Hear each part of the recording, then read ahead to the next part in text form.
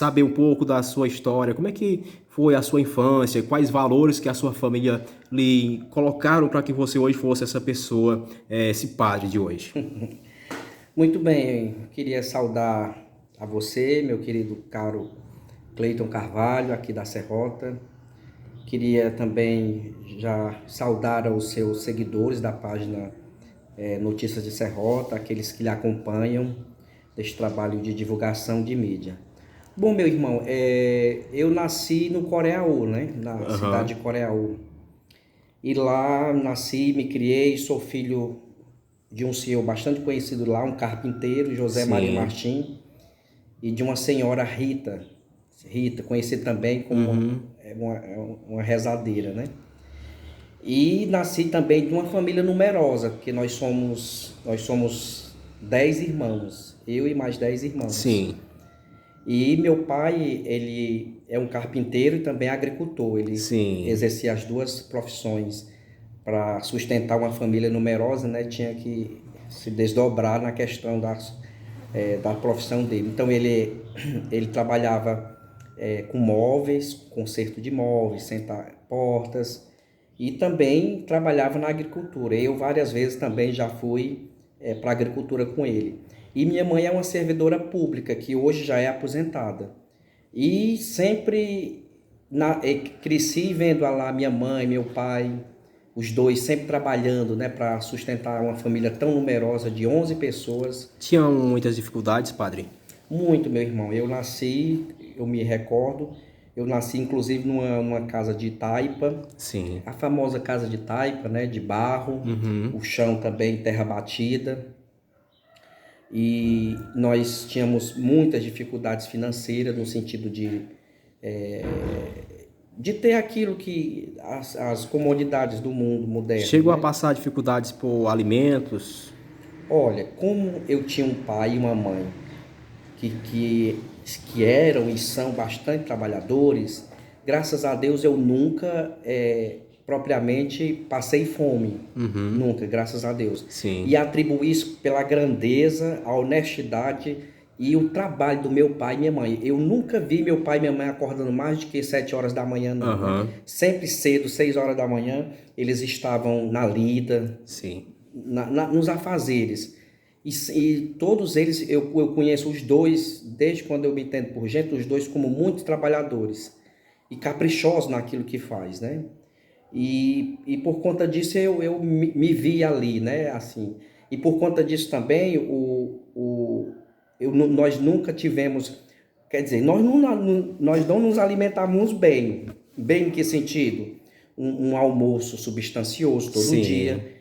Todo dia eu me recordo, eu sempre digo isso, que eu nasci e me criei comendo baião com ovo. Aham. Mas nós não passamos fome, graças a Como é Deus. que era o padre na escola? Aí antes de ir para a escola, deixa eu só colocar uma questão que eu acho Sim, relevante. sinta-se à vontade. Mas eu cresci vendo a minha mãe dizendo que ela passou fome, né? Aham. Minha mãe é negra, da família Moura, e ela me relatava para cada um de nós que ela, enquanto criança, ela chegava a passar fome. A minha avó se escondia, inclusive, para não ver os irmãos da mãe nem a mãe chorando com fome. Então eu me criei escutando esses relatos da minha mãe. E ela E deu assim o senhor tudo, foi tirando lições de vida, né? exatamente. Aprendendo. E o meu pai e minha mãe, e vi todos eles, os dois, na batalha, na luta do Sim. dia a dia. E os meus irmãos, e eu e meus irmãos vendo tudo aquilo ali, nós acabamos entronizando tudo isso, né? Sim. Vivendo, experimentando tudo isso. E vai formando, né, o caráter da gente, vai formando a índole da gente. E hoje não me permite eu querer ter um orgulho assim ruim, Uhum. querer ser melhor do que ninguém, porque as minhas bases, as minhas origens são de uma família humilde, pobre, mas muito honrada, muito direita, do trabalho, do mundo do trabalho, né, da honestidade, da Sim. verdade. Então isso acabou contribuindo para a minha formação. Pois bem, agora vamos para a parte do padre na escola. Como é que era o padre na escola? Era um menino ativo, um menino que... Sabemos que o padre, a gente vê ele como um padre muito alegre. Como é que era o padre na escola? O Marconi teve a sua vida escolar quase toda no ginásio municipal Nossa Senhora da Piedade, em Coreaú. Eu fiz lá de um ano, no meu primeiro ano até o meu oitava série naquela Sim. época. E eu sempre gostava de estudar, né? Muito introvertido. Aham. Eu me recordo da minha... Até hoje eu trago isso para mim, que eu nunca quis sentar lá atrás da fila não, sabe? Sim. Porque na minha cabeça, quem sentava lá atrás é que não queria aula, que não, enfim. Uhum. Porque eu gostava muito de escutar. E até hoje, quando eu estou estudando, quando eu estou na faculdade, eu procuro sempre os primeiros lugares ali para eu Aham. prestar bem atenção. Então, eu estou trazendo isso para mim hoje, porque no passado, na minha época estudantil, eu sempre tive apreço por os estudos. Porque eu via que eu ia conseguir alguma coisa na vida, realmente via estudo, via escola. Sim. Não de qualquer jeito, de Você qualquer modo. já tinha isso na sua mente, Já tinha que a sim, educação era muito importante para já tinha você sim. chegar onde chegou, né, padre? Exatamente. E eu via isso. E comecei a viver, experimentar isso. Ainda hoje, como padre, eu ainda tenho uma aptidão para estudar, para ler livros. Inclusive, eu estou com um projeto do doutorado já no ponto, se Deus quiser, graças a Deus, tomara que dê tudo certo. Depois da pandemia, nós vamos fazer o doutorado. Se Deus quiser, já ter um mestrado na área da educação. Sim. Então, ainda hoje trago essa coisa que eu experimentei e vivi muito bem na minha época estudantil, né? O gosto pelo estudo, o gosto pela O leitura. senhor lembra de algum professor que marcou na sua vida, padre? Lembro sim, tem várias que me marcaram, mas tem duas que me marcou muito. E eu vou salientar aqui duas que me marcaram. Uma se chama professora Neuraci, a professora de língua portuguesa, mas a professora Neuraci não foi só minha professora de língua portuguesa, foi minha professora da vida. Sim. Quando eu estava na escola, ela sempre dizia, relatava a vida dela enquanto pessoa de origem humilde, mas que venceu pelos estudos. E ela dava aula, mas também dava lições de vida para nós, e eu acabei entronizando aquilo, acabei prestando muito bem atenção, e isso me ajudou demais. Todas as palavras da professora Neuraci que ela utilizou nas suas aulas para nos ajudar a vencer na vida, eu os captei, né? Eu as captei e procurei viver, sabe? Então a professora Neuraci é uma professora que me marcou profundamente, e eu devo muito, muito, muito mesmo o gosto pelo estudo, pelas letras, pelos livros, pela educação, tirada daí da professora Neuraci. Padre. Outra também que eu gostaria de salientar, Sim. muito importante na minha vida, foi a professora Joaquina. Sim. É mais jovem, mas a professora Joaquina também, de origem muito humilde, encontrou na educação a saída para melhorar a sua vida. E ela também, nos relatos da aula, ela contava a sua história de vida, aqueles relatos das suas histórias de vida, e isso acabou me afeiçoando. Também eu gostaria de salientar aqui a professora Fafate, da quarta série, a professora Sim. Penha, que é faleceu no ano passado, minha professora da terceira série, a minha professora da segunda série, a Sulenir, e são essas que eu me lembro, mas todas elas me marcaram pelo valor, pela dedicação que eu dava à escola, aos estudos. Padre, na sua fase de juventude, jovem, né? Você é um homem muito jovem ainda, né? Mas na sua fase de adolescência, o senhor teve alguma paquera, algum Sim, namorinho? claro, né? A gente tem uma vida, às vezes nós temos aquela concepção errônea de o Sim. padre é diferente dos outros seres humanos. Com De jeito certeza. nenhum.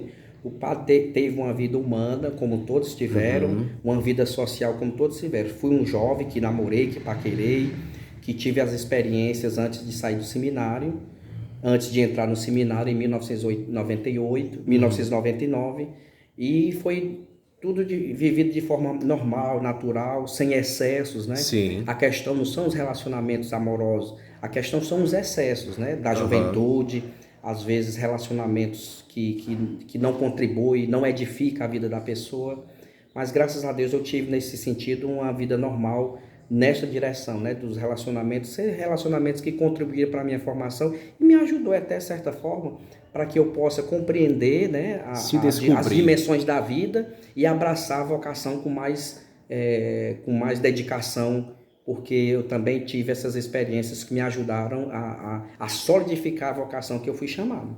Falando em vocação, padre, quando o senhor descobriu verdadeiramente que era uma pessoa voltada, chamada para essa vocação sacerdotal? Meu irmão, eu me lembro de um episódio que me ocorreu que para mim foi determinante. O meu pai, ele é carpinteiro e gostava muito, quando tinha um serviço em casa, de fazer os seus trabalhos na sala de casa. Sim. E eu, moleque, 10 anos, 9 anos, 10 anos, eu ficava ali com ele, mexendo nas ferramentas dele, e eu escutei um sino da igreja tocando. Uhum. Eu me recordo que eu tinha 9 anos nessa idade, nesse tempo, 9 anos. Vi o sino e reparei aquilo, escutei e isso acabou ficando na minha memória, aquele sino da igreja. Sim. E quando eu terminei a primeira comunhão, quando eu fiz a primeira comunhão em 1990, logo em seguida eu pedi: mãe, eu quero ser coroinha, eu Sim. quero ajudar o padre. E ela, semana seguinte, me levou até a irmã Ana Maria, na época, uma religiosa da congregação Reparadoras do Coração de Jesus. E a irmã Ana Maria me acolheu na época, e desde esse dia eu comecei a dizer à irmã Ana Maria e a dizer aos meus colegas que eu ia ser padre. Sim. E desde este tempo de 10 anos, que eu me entendo como gente, vamos dizer assim, na linguagem, que eu digo que eu vou ser padre e aqui estou, né? Aí fui coroinha. Sim. Por muito tempo, fui catequista, com 12 anos de idade, já ensinava as outras Era envolvido crianças. no trabalho da igreja. Trabalho pastoral da igreja. Com 12 anos já fui ser catequista também, além de ser coroinha. Também, quando eu comecei a ficar mais adolescente, com 15, 16 anos, já entrei no grupo de jovens. E até agora, que eu estou com 40 anos, como padre, 10 anos de padre, celebrei no ano passado. Não me arrependi por nenhum momento desta decisão. Sou muito feliz como padre. Se eu nascesse de novo, eu queria ser padre de novo. Eu faria todo o percurso que eu fiz até agora, né? Padre, qual a sua grande experiência com Deus? Você chegou a ter algum momento, aquela experiência que Deus esteve mais próximo de você, aquele momento que você passou por dificuldade? Meu filho, é o seguinte,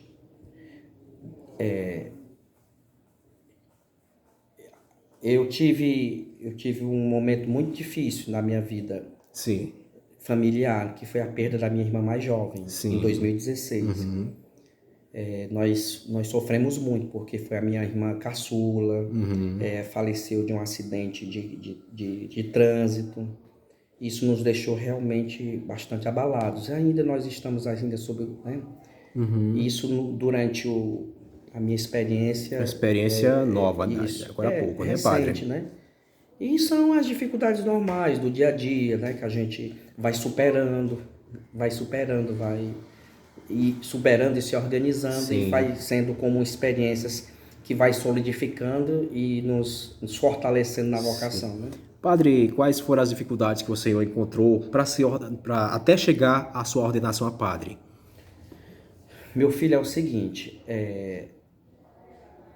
na época que eu entrei no seminário, não se exigia, como se exigia no passado, uma quantia, né, um salário. Uhum. Nós tínhamos apenas que arranjar os livros que a escola exigia. Então eu acabei tendo essa dificuldade, né, de adquirir os livros. Eu estudava com livros das outras pessoas, dos outros seminaristas. Sim. E eu conduzia nessa dificuldade com pouco dinheiro. A família, a minha mãe e meu pai não podiam me ajudar. Né? Uhum. E meu pároco, na época, me ajudou um pouco nesse sentido. Então essas dificuldades, elas surgiram, material, sim, né? Mas que não me desanimaram, mas pelo contrário, foi me fortalecer cada vez mais, né? Então foi nesse sentido. Padre, existe um momento em que o padre se sente solitário? Como é que é essa vida de padre? Fale pra gente descobrir um pouco aí. As pessoas, elas têm essa visão que o padre, por não casar, sim, por ficar morando só na casa paroquial, são solitários, né? Sim. Quando a gente compreende o que é a solidão, quando a gente compreende o que é a solidão e quando a gente compreende o que é de fato estar juntos e conviver, aí a gente consegue enxergar isso. Porque uma coisa Tem pessoas que são casados, muitos anos inclusive, têm vários filhos, têm família, mas vivem só, são solidários. Não há uma convivência sadia em casa. Que solidão pior do que essa, né? E tem pessoas que moram só, que vivem só, como um padre, por exemplo, e coloca aqui, e me coloco também, mas que consegue conviver com as pessoas, né? Sim. Que consegue se relacionar com as pessoas. Eu acredito que essa é a questão fundamental, né? Eu não casei porque eu sou padre, moro só, mas não me sinto só, não me sinto solidário. Por quê? Porque eu consigo conviver com os meus paroquianos, consigo conviver com a minha família. Nas minhas folgas sempre eu vou para minha mãe, para o meu pai, para meus irmãos. Eu me socializo muito, inclusive já eu vou jogar bola. Eu sou um padre também que ando, onde a paróquia que eu chego, o lugar que eu chego, eu procuro uma turma para eu praticar esporte. Então, a minha solidão eu canalizo na convivência com os meus paroquianos e com o povo de Deus. E quando nós fazemos isso, quando nós canalizamos toda essa carga da gente, humana, a gente vive bem porque a gente convive bem. A questão não é você não ter uma esposa, uns filhos e você dizer que está só. E a questão também não é ter uma esposa e um filho e dizer que você não está só. A questão é saber se você convive bem com quem você está e saber se você vive bem com quem você não está, se você vive bem, né? Então, eu sou muito feliz, posso lhe assegurar isso. Por nenhum momento da vocação eu questionei essa solidão, porque eu consigo canalizar e me socializar com as pessoas sem me sentir só. Pelo contrário, me sinto muito querido, graças a Deus. Eu valorizo muito as pessoas, convivo bem com as pessoas, seja com que camada for da comunidade, com os idosos, com os jovens, com professores, inclusive com os irmãos de outras denominações cristãs. E isso não me deixa por nenhum momento com a visão de solitário, né? Pelo contrário, eu gosto muito de socializar. Padre, como o senhor falou agora há pouco, você gosta de jogar bola, é uma pessoa bastante extrovertida, né? Eu queria saber se alguém já chegou a lhe julgar, alguém da própria Igreja Católica, porque o pessoal, né, criou durante o tempo, alguns anos, uma visão de um padre resguardado, aquele senhor ali, né, no seu canto. Mas, padre, alguém já chegou a lhe julgar por isso, pela sua forma de ser, de viver, atuar na sociedade? Bom, nós estamos no século XXI, né, no ano de 2020. É óbvio que eu sei que, por exemplo, eu pratico esporte, convivo bem com a juventude, com os jovens, e sei também que algumas pessoas, sobretudo aqueles mais idosos, que como você disse, tinham uma visão de um padre mais resguardado, de um padre mais reservado, né? Eu sinto que eles realmente ficam um pouco,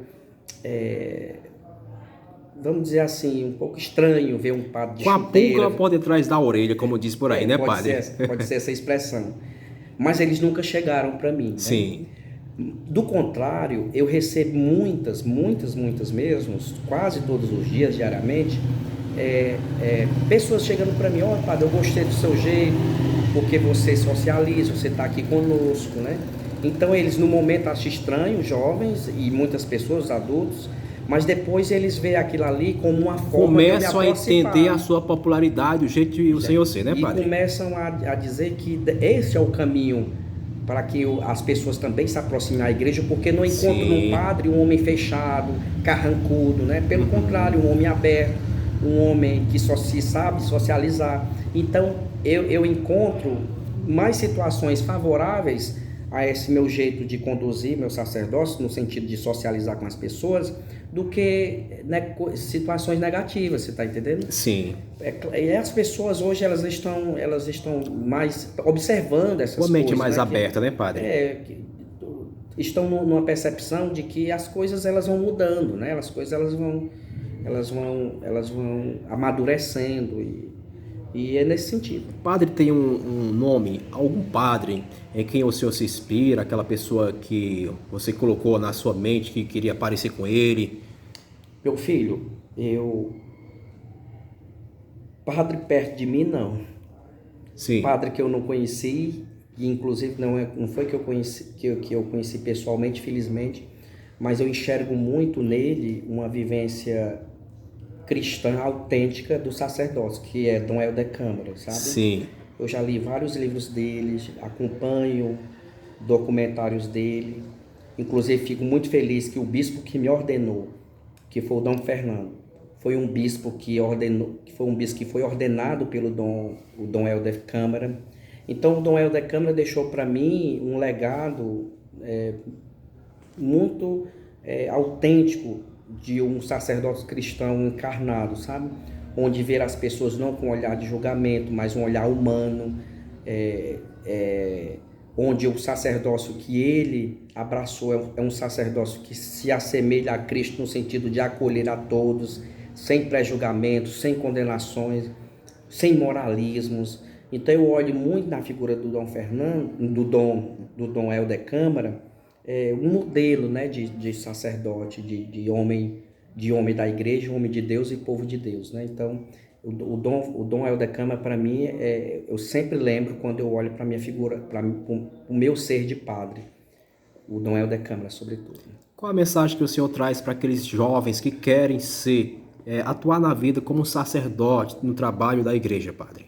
Meu filho, eu faço o seguinte, eu digo o seguinte: se cada um, Deus deu o dom de uma vocação. Sim, Se você que é jovem descobriu esta vocação de abraçar o sacerdócio, faça isso de coração aberto, que serás feliz. Se um jovem compreender, entender e procurar viver a vocação do sacerdócio, certamente ele vai ser feliz. Por que eu digo isso? Porque eu sou muito feliz como padre, muito feliz mesmo. Como eu já lhe disse, se eu fosse nascer de novo, eu queria ser padre de novo. Eu não me vejo fora, distante da igreja. A igreja é uma mãe que me acolheu, que me acolhe. É uma igreja, é uma mãe para mim que está me acolhendo, e com a vocação eu me sinto muito feliz, muito feliz, muito feliz mesmo. Mas quando o jovem de fato descobre e procura viver e faz essa experiência do chamado, ele é a pessoa mais feliz do mundo. padre, Então nós padres, porque pode também ter padre que não tem vocação, sim. e é terrível, é uma infelicidade horrível. E o que é pior, faz os outros infelizes. É a história humana. Quando a gente não é feliz, a gente não faz É o outro feliz. carrancudo, né, padre? Exatamente. Pois é. Mas eu posso assegurar, se essa vocação que o jovem descobre e vai vivenciar e faz essa experiência do chamado, ele é a pessoa mais feliz do mundo. Assim como eu. Padre, o senhor já chegou a ter uma experiência com alguma pessoa possuída, possessão demoníaca, como se diz por aí, padre? Graças a Deus não muito. Eu só me deparei há uns 4 anos, 5 anos, com uma menina jovem que ela estava em estado de possesso, acredito, estava incontrolável, e ela era vizinha de uma amiga minha que eu estava lá na ocasião, à noite, visitando, e escutei barulhos, escutei chamado e fui ver, e era essa menina que estava incontrolável. E a atitude que eu vi lá na hora, eu não estudei, não me preparei para ser um padre exorcista, e Sim. também não pretendo, mas o que me veio na hora foi segurá-la, e eu me recordo naquela época que eu pus assim as mãos aqui no pescoço dela, vi uns gargalhos, umas coisas terríveis, e comecei a fazer a oração do Pai Nosso e do Crê em Deus Pai, e pedir, interceder pela misericórdia de Deus por ela. E poucos minutos depois ela se acalmou. Então foi o único momento de dificuldade que eu encontrei neste sentido, foi com essa jovem, há uns 5 anos atrás. Padre, qual o versículo bíblico que o senhor leva para a sua vida, aquele versículo que alimenta o seu espírito naquelas situações mais difíceis? Olha, filho de Deus, como eu já lhe falei, eu sou muito feliz como um padre. Muito, muito, muito, muito, muito feliz como um padre mesmo. E procuro levar a minha vida como sacerdote como nosso Senhor veio aqui na terra dizer, né, que ele veio para os pobres, Sim. né, para aquelas pessoas, para os cativos, cativos de toda natureza, sobretudo o cativeiro da opressão, do orgulho, do individualismo. E quando eu me ordenei, eu usei a frase de João, que dizia assim: não foste vós que me escolhestes, João 15. Não foste vós que me escolhestes, foi eu que vos escolhi. Padre, Então quando eu vi essa passagem bíblica, eu me identifiquei, porque acredito todos que não... já somos escolhidos por Cristo, antes mesmo de nós Exatamente. escolhermos seguir Ele, né, Padre? Então eu tenho essa